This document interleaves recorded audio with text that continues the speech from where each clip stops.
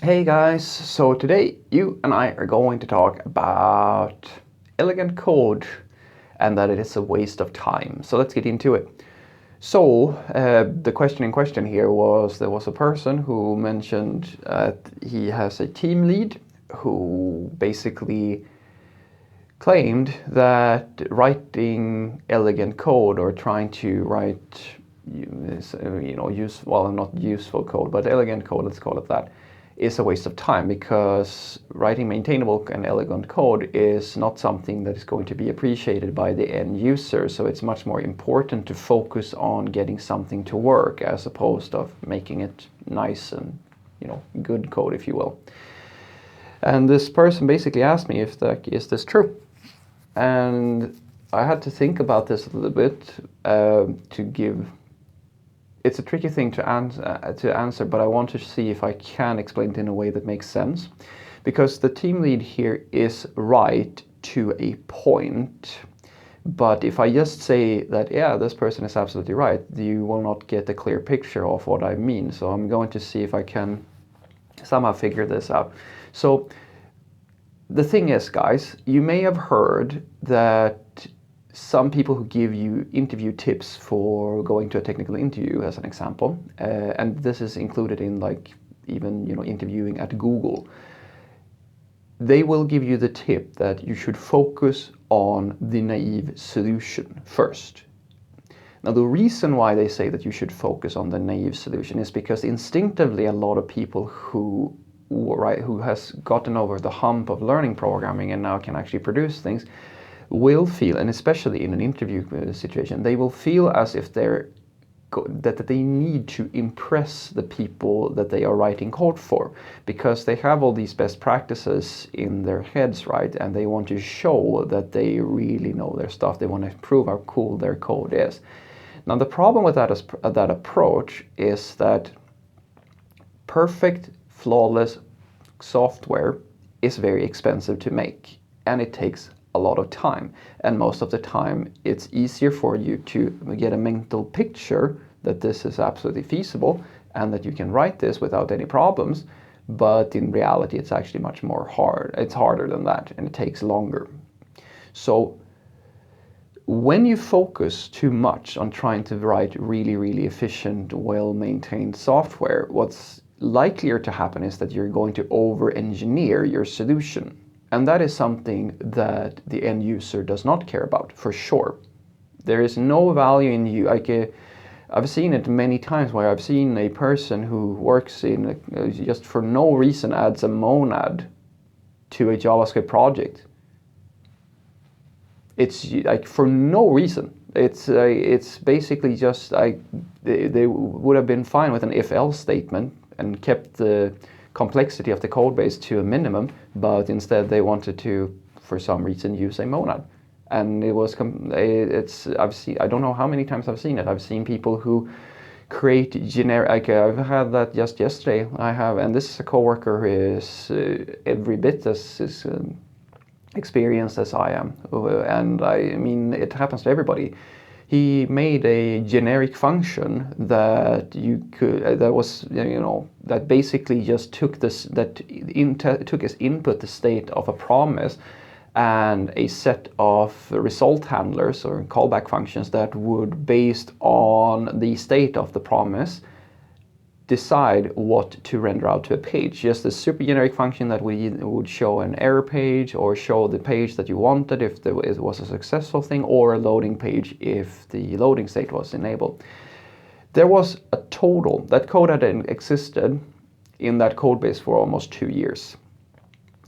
That function had exactly 2 call sites, which were exactly the places that he himself had used them. Nobody else had used this super generic awesome function that was unit tested and perfect in every way. And there are many reasons I can explain. That's a different video, but I knew as soon as I read this code, this is legacy immediately. It's not going to be used by anybody except for this person. And this is the problem with trying to be sophisticated and trying to be elegant with your solutions. The odds are that you're simply going to invest quite a lot of work in order to produce something that is amazing, when in reality it's more efficient for you to think about what is going to be the simplest thing that you can build. But there is a limit to that as well, because the team lead here, he may have thought this without saying it explicitly, or we may have a difference in opinion about this.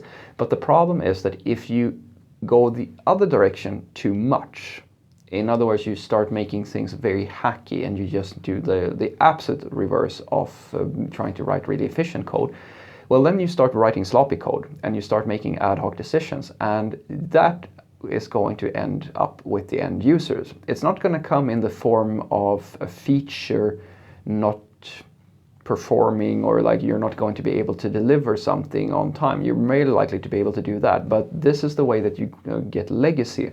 And legacy comes back as a few things, and these all affect the end user.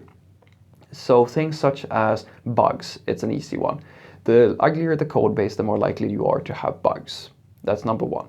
Number two is that you are very likely to have inconsistencies within the system, because if you have ad hoc decisions and you just hack things together over and over, you have this process of always trying to take the easy route on every decision, what's going to happen is that sooner or later the easy quick wins are going to dry up, and you're going to be faced with just you're going to be faced with the problem of just being able to deliver sub-quality features, not because it's not possible to make it in a nice way, but because people have ad hoc and hacked things together to a point where the cost of you fixing things for real or doing something in the proper way is going to require a rewrite or a restructuring of the system. And the only other really option you have here is to hack it together even further. And this is that spiral, that is the legacy spiral or the snowball effect, where the more legacy you have, you can have some of it, of course, but it will grow to a point where it starts affecting your ability to deliver new features. And new features might actually have real limitations that you can't actually deliver if you do it too much. And then lastly, you have the biggest problem, which is that things take longer. The uglier the code and the more issues you have, the more overhead you pay in terms of just bug fixing, stability issues, being able to understand and comprehend code and add new features. All of these things starts to add up to one thing, and that is that you slow down your development process, because the harder it is to make changes confidently to a system, the longer it takes to actually produce something. And that's the other extreme. And this is something that the user will feel. For sure, they will feel it. And that's the sort of thing that makes you, as a company, lose developers, and people feel that they're unmotivated and things like that. So the true answer to this question, whether or not it's good to, efficient code is a waste of time or not, is that it's not about it's not a black and white thing. It's not that being hacky is always a bad thing and being really efficient is always a good thing, and it's not the reverse either. It's about figuring out what features and basically it's about writing the right code for the moment. And my favorite analogy to this is to the car industry. If you want to build a car, if you're a mechanic and your dream is to build cars for a car company, and you learn all the things and you get really enthusiastic about it, and then you decide that you're going to apply for a job. If you go and apply to Volvo, as an example, and you decide that, and you get the job, and you start designing cars and trying to push for that company to build the same sort of cars with the same sort of considerations like Ferrari does, you're not going to stay employed for very long, or at the very least, you're not going to get very far with that mindset, because there's a big difference between the sort of considerations you need to have when you're building a supercar and when you're building just a normal everyday worker person, like a everyday car. It's a similar thing when it comes to code. you need to understand what it is that you are building. And even in a Ferrari, not every part of that car is going to be absolutely amazing from the perspective of the people who build it. There are some parts that are going to be truly great and some parts are not going to be so great. And the thing that dictates which is going to be which has to do with the importance and the total amount of resources you have for that given project. So what I want you to take away from this is that the true answer to this question, whether or not it's valuable to write efficient code because it doesn't affect the end user, has to do with the feature that you are working on. If you are working on a feature which has a very low likelihood of causing problems in the future, it's what I call a peripheral feature, something that is in the outskirts, a single story or something like that. There's no reason for you to go crazy and try to treat that as the most important code in the world. But if you have a backbone feature, something that is tied into absolutely everything in an application, then it is very important that that works really, really well. But it's always a measurement of how much investment are you going to make in this code versus the time it takes to build that thing.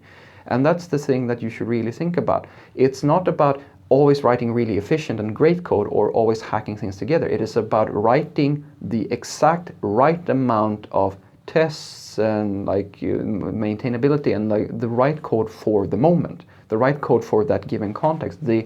As I like to say, the investment that you make in this code needs to stand in proportion to the problem that you are solving, because another saying that I have is that you can remove an anthill with an atom bomb or an atomic bomb, but it's not the right tool for the job. That's the mindset you should have. Use a investment that stands in proportion to the problem that you are solving. Have a great day.